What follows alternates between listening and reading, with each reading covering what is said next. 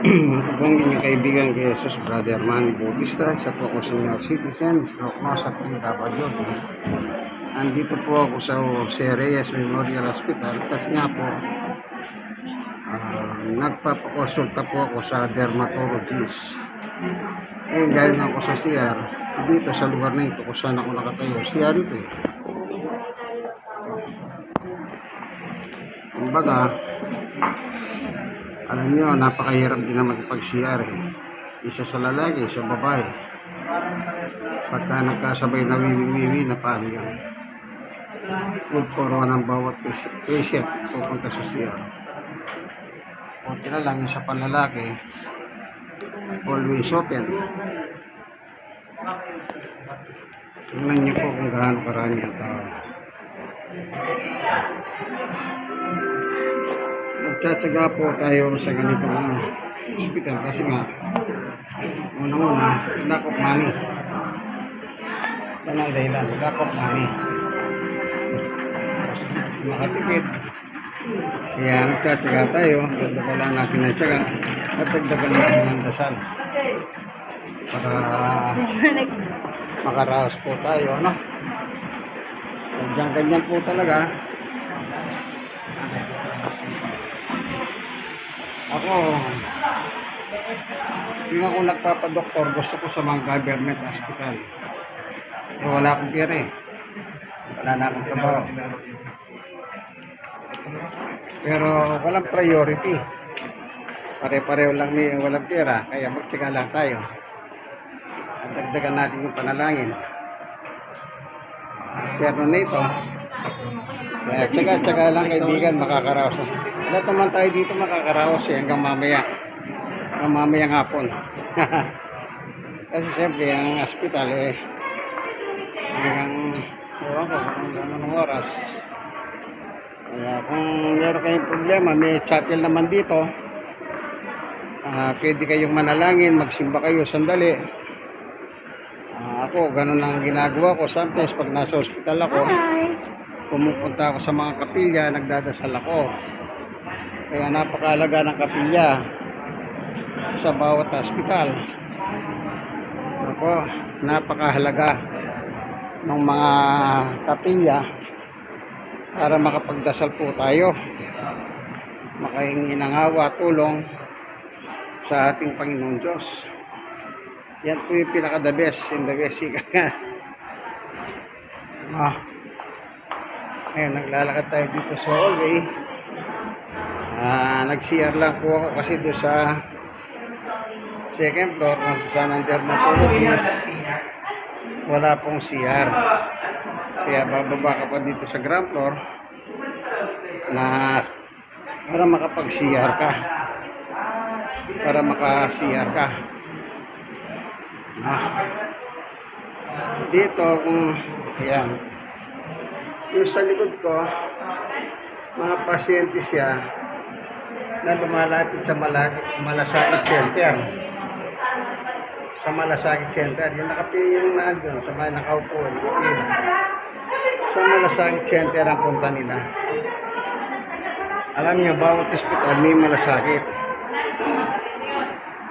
Para pagka medyo magipit ka sa lahat, pwede ka lumapit sa Malasakit Center at tutulungan ka. Ako, ang araw nagpapatingin ako sa PGH. Yung lahat ng gamot ko, kinukuha ko sa Malasakit Center.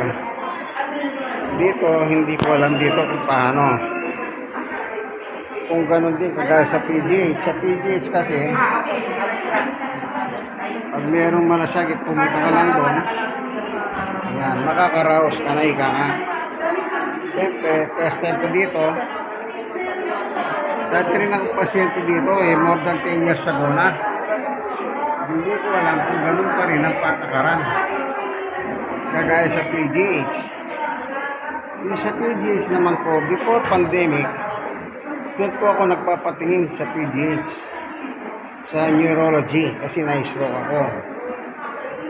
Kaya pag kukuha ako ng medicine, dadaan muna ako sa Malasakit. Malasakit Center. Yung Malasakit Center, Yan po ang tumutulong sa mga kapuspalad na kagaya ko. Sa mga kapuspalad na pasyenteng gaya ko, meron naman malasakit center. Ayan. Ayan. Malasakit center. Kaya kung ano man yung problema mo, financially, dito ka pumila para madesisyonan kung malilibre ka o hindi. Ganun po sa Malasakit Center. Okay? Oh. Yan, Malasakit Center. Kita nyo, pila, dalawang magkabilang nakapila. Ibig sabihin, meron silang gustong ilapit na pagmalasakitan sila ng gobyerno. Sa gobyerno po yung Malasakit Center. O, ginawang one-stop shop, ika nga. Lahat ng kailangan mo, ilapit mo dyan. At sigurado naman, meron kang aksyon na matatanggap. Para sa mga gustong malasakitan ng gobyerno, ang Malasakit Center. Okay? Lumabas po ako dito sa labas. Mainit dun eh. Mainit dun. Ayan. Maraming tao po kasi wala nang bagyo. Wala nang bagyo. Kasi nagpunta ako dito, may bagyo. Walang masyadong tao.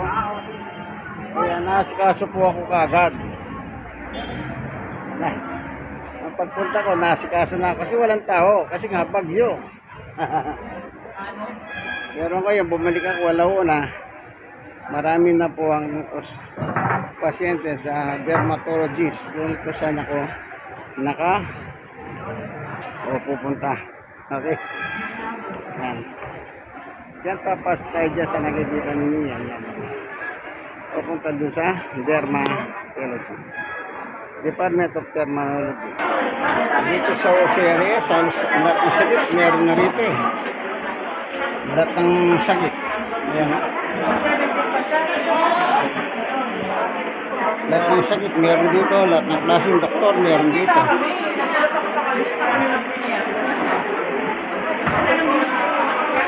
Ito, suggestion box. Ang maganda to, gumawa ng suggestion. Para makatulong yun. Kagawa ka ng suggestion.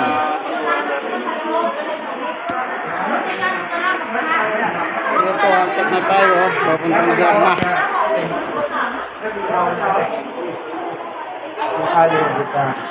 Masakit ang pa ako.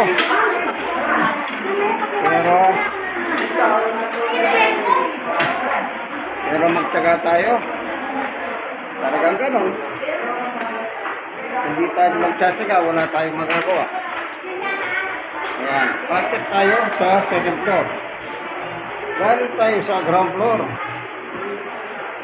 Yan. Bakit na tayo ng second floor, kaibigan?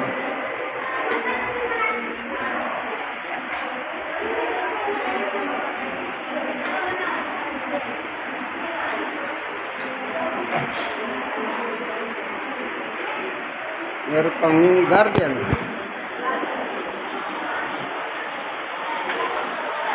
Di ba?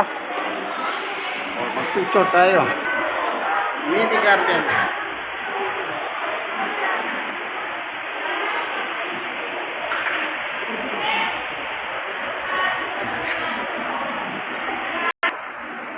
Ito na. Department of Dermatology. Dito tayo nakapila. Dito tayo nakapila. Ang dumating ko, ganyan ang karaming pasyente. Kaya oras, 1:35. Malamang-lamang, 5:00 na ako makakauwi nito. Wala naman tayong magagawa, nagigilibre lang tayo. Alam niyo, pagka nagigilibre ka, lahat titiisin mo. Ganun lang kasimple eh. Gusto mo libre? Magtsaga ka. Ano ka? Magtiis ka. Magbaw ka ng pagkain. Kaya,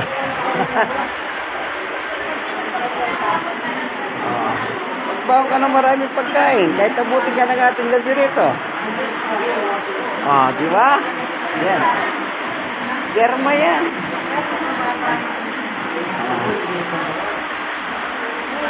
Sa derma yan, kaklase ko sila. Pare-pareho kami derma. Kanya lang, pamaya pa kasi kararating ko lang eh. Ayan na natin, mauna sila. Hindi naman tayo nagmamadali eh.